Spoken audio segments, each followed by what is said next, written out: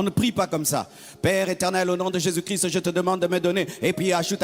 Amen, amen, amen. Amen. On part, c'est l'impolitesse.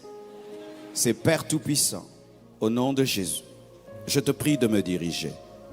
Et puis tu restes tranquille. Merci, papa. Là, tu causes et là, tu grandis. Qui croit que Dieu parle? Alors tais-toi quand tu pries. Il faut prier parce que prier, c'est respirer. C'est la respiration de l'âme. De la même manière que tu désires respirer avec tes poumons, ton âme, ton esprit désire que tu pries. Prie le matin, prie à midi, prie la nuit, prie avant de manger, prie avant de te coucher.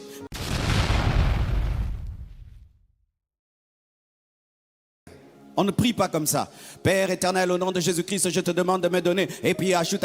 Amen, amen, amen. Amen. On part, c'est l'impolitesse. C'est Père Tout-Puissant, au nom de Jésus, je te prie de me diriger.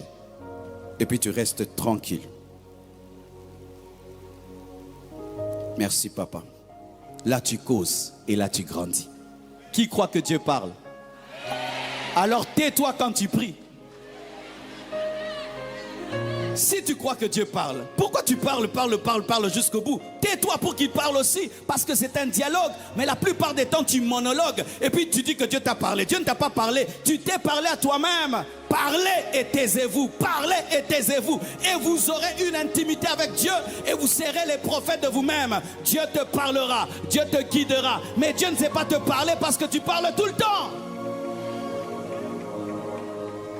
Il persévérait dans la prière. Lorsqu'on est de nouveau, il faut prier. Parce que prier, c'est respirer. C'est la respiration de l'âme. De la même manière que tu désires respirer avec tes poumons, ton âme, ton esprit désire que tu pries. Prie le matin, prie à midi, prie la nuit, prie avant de manger, prie avant de te coucher. Prie avant de prendre ta voiture. Pendant que je prêche, sois en prière dans ton cœur. Priez tout le temps. L'apôtre Paul dit, priez sans cesse. Priez sans cesse. Priez à genoux. Priez debout. Priez couché. Jeûnez. Faites des requêtes. Faites des supplications. Louez. Adorez. Contemplez. Mais priez. Mais priez. Mais priez. Faites des veillées. Faites des jeûnes. Priez. Priez. Ne te lasse jamais de prier. De la même manière que tu ne te lasses pas de respirer. Ne te lasse jamais de prier. Prie le matin. Prie à midi, prie dans la pauvreté, prie dans la richesse, prie dans l'abondance, prie dans le manque, prie à Paris, prie à Kinshasa, prie aux États-Unis, prie dans l'avion, prie dans ta voiture, prie la nuit, prie le jour, priez. Priez, persévérez dans la prière. Hommes modernes, apprenez à éteindre vos téléphones. Apprenez à éteindre vos téléphones. Apprenez à éteindre vos télévisions. Apprenez à éteindre vos ordinateurs pour prier. Certains même là, son téléphone est ouvert. Oh, allô, oui, ah, ça chauffe ici. Ça chauffe. Attends, je vais te montrer. Tu l'as vu. Ça chauffe, je t'avais dit.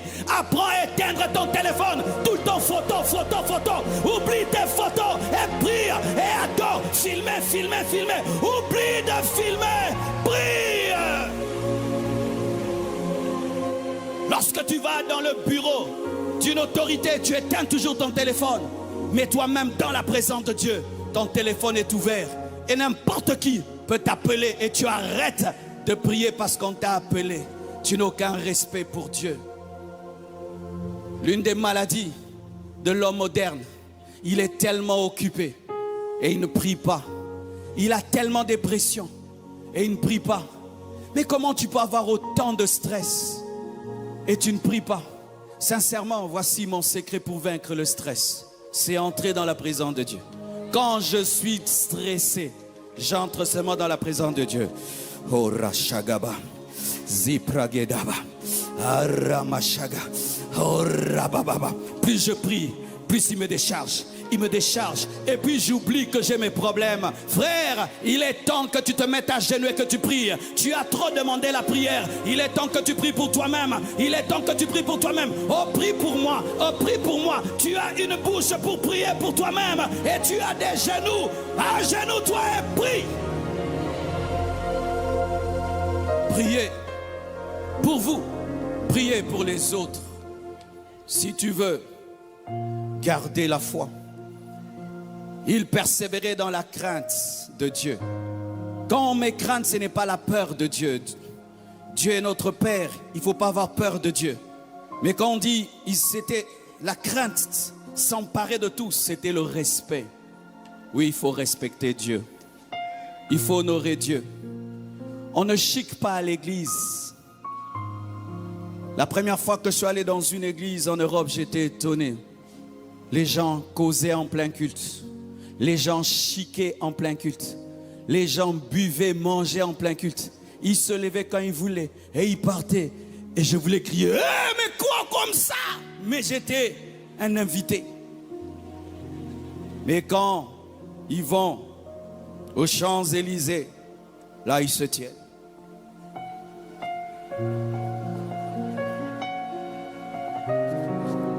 Mais à l'église, t'as vu, un selfie, en plein culte. La chorale est en train d'adorer, au lieu même d'adorer. Ouais. Tu l'as. C'est pourquoi les gens n'ont plus de révélation en plein culte. Respectez Dieu, honorez Dieu. C'est un roi, c'est le roi des rois, c'est le Seigneur des seigneurs. Il est digne de respect, il est digne de respect. Et lorsque vous servez Dieu, habillez-vous avec respect. Ne vous habillez pas comme des prostituées, ne vous habillez pas comme des prostituées, ne vous habillez pas comme des prostituées. Respectez Dieu, honorez Dieu. Oh, tu vas dire, non, pasteur, tes prédications sont ringards. Même les païens, il y a des endroits où on s'habille bien.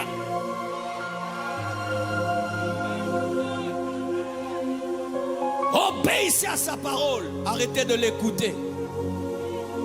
Obéissez à la parole. Tu sais que ce que tu fais est mal. Pourquoi tu le fais? Pourquoi tu continues à le faire? Verset après verset, séminaire après séminaire, convention après convention, tu ne changes pas. Apprenant toujours et ne parvenant jamais à la connaissance de la vérité. Il est temps que tu pratiques la Bible que tu connais. Il est temps que tu pratiques la Bible que tu connais. Il est temps que tu pratiques la Bible que tu connais. Il est temps que tu pratiques la parole que tu connais. Des fois nous prêchons pour rien. Vous connaissez tout, n'est-ce pas? Tout ce que je dis, tu connais, non? Je ne dis rien de nouveau. Le problème, c'est l'obéissance. Lorsqu'on est de nouveau, on marche dans l'obéissance. Dieu te dit, arrête avec cette copine, tu arrêtes. Même si tu pleures, tu arrêtes. Arrête avec la drogue, tu arrêtes avec la drogue. Arrête avec Beyoncé, tu arrêtes avec Beyoncé. Arrête avec Jésus, tu arrêtes avec Jésus. Je ne cite pas les musiciens congolais pour éviter des problèmes, mais arrête. Arrête, quand il t'interdit, il t'interdit. Arrête avec la masturbation, tu arrêtes avec la masturbation. Arrête avec la pornographie, tu arrêtes avec la pornographie. Arrête avec papa, maman, maman, tu arrêtes avec papa, maman, maman.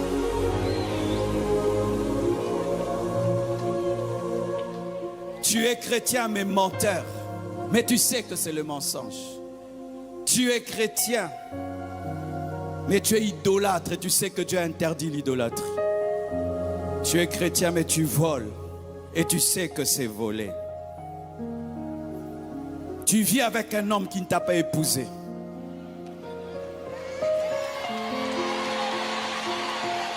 Mais à l'église, arrête de danser, quitte cette maison-là, séparez-vous, séparez-vous, séparez-vous, séparez-vous.